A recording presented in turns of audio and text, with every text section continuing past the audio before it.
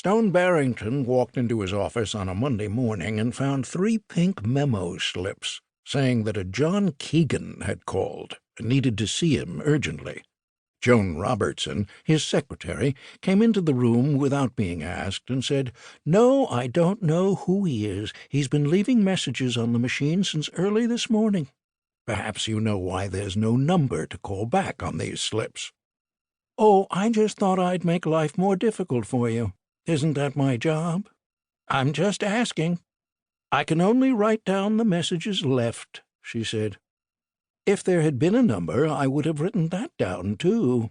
If past performance is any indication, he'll call back." "I can't argue with that," Stone said. His phone rang. Joan picked it up.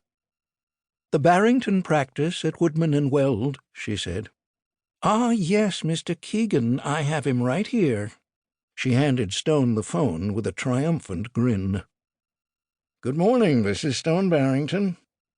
"Thank God," Keegan said. "My name is John Keegan. Call me Jack.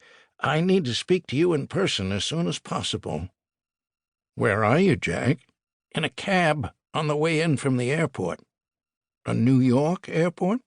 "Sorry, yes, LaGuardia. I just got off the shuttle from Boston." "Do you have my address?" Keegan spoke it to him. "May I know what this is about?"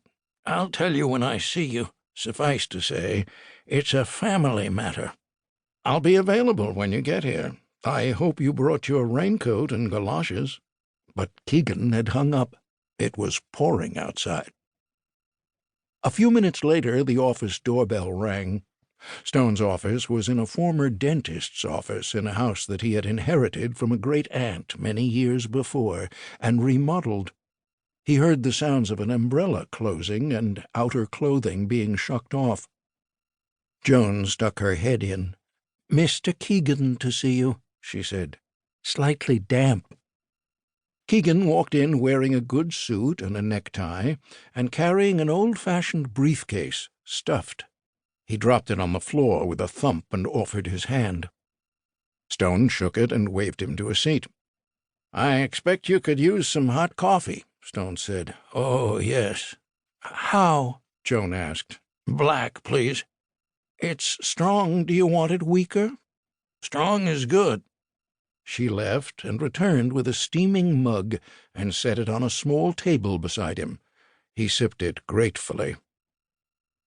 "You said this was a family matter," Stone said. "I have only one family member, a son, Peter, who lives in Los Angeles. Is this about him?" "No, sorry, the other side of the family." He handed a card over. Keegan, K. and Williams, Boston. "And you're Keegan," Stone said. "Just a wild guess." "I and my father before me. All 3 of us partners had fathers who preceded us in the firm." "Neat and tidy. The other side of the family? The Stones?" "Yes." "They're all dead, except 2 of them who are, unavailable." "Mr. Barrington." "Call me Stone." "Stone," he hesitated. "Yes?" "I'm new to this case, and it would be helpful to me if you could recount your knowledge of your Stone relatives, particularly with regard to your residence on Islesboro." "How far back do you want me to go?" "Grandparents." "My mother, Matilda, was a Stone. She and my father, a Barrington, were both from western Massachusetts. Both families in the weaving business, mostly men's suitings. My parents fell in love as teenagers. She was studying art at Mount Holyoke, and he law at Yale. Her parents objected to the pairing." "On what grounds?" "My father had leftist political views. He had even joined the Communist Party for a brief time, mostly to annoy his father, I think. They married anyway, eloped. As a result, they were both banished from their families, he for his politics, she for marrying him." "Did you have any cousins on the Stone side?" "2 first cousins, Caleb and Richard." "Did you know them well?" Not until, at 18, I was invited to spend a summer on Islesboro with them, during a brief thaw in family relations.